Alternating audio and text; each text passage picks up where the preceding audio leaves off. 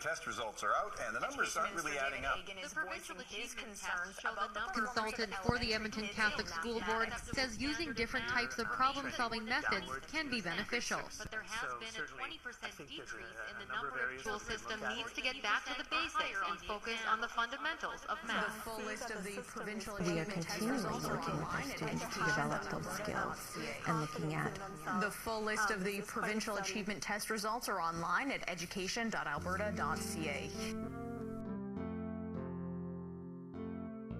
Evidence is the way we tell our story. Brandon Sanderson says that the purpose of the storyteller is not to tell you how to think, but to give you questions to think upon. So we ask, what stories are told through the use of different kinds of evidence? Is the truth of the story recognized by the various educational stakeholders? The struggle lies in the fact that evidence can be interpreted, reinterpreted, and misinterpreted, often by the same audience. What is the real story? There are many kinds of evidence.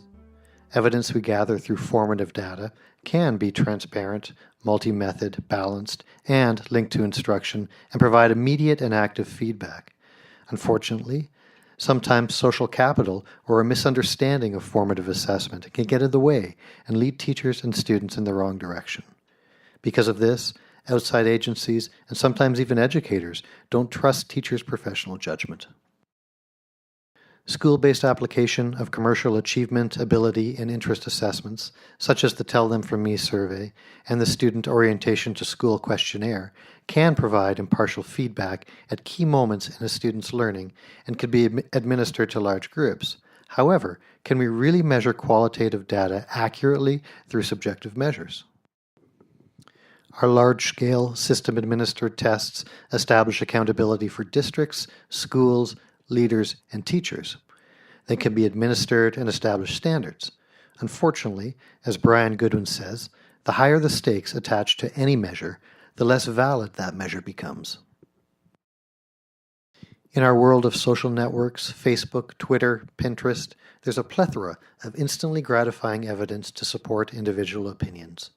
We need to be cautious of educational trends that are unsupported by strong educational research. As professionals, are we really thinking critically about teaching practice and professional growth?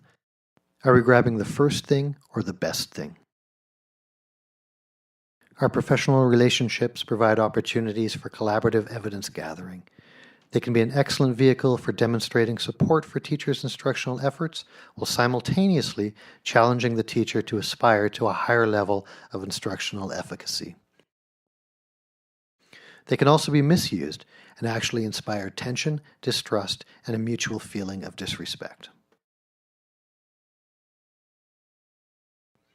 In the end, as we're trying to find the true narrative, is it possible to look at evidence of learning and get to a point where we all hear the same story, the accurate story, the one that best supports student learning?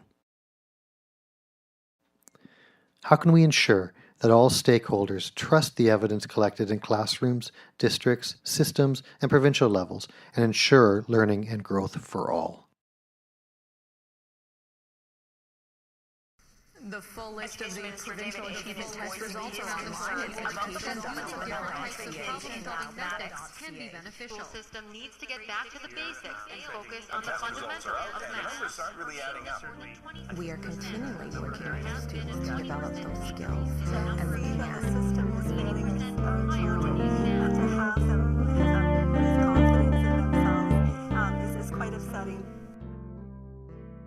With all these interpretations, reinterpretations, and misinterpretations, our question for you is, how do we ensure that we're all living the same story?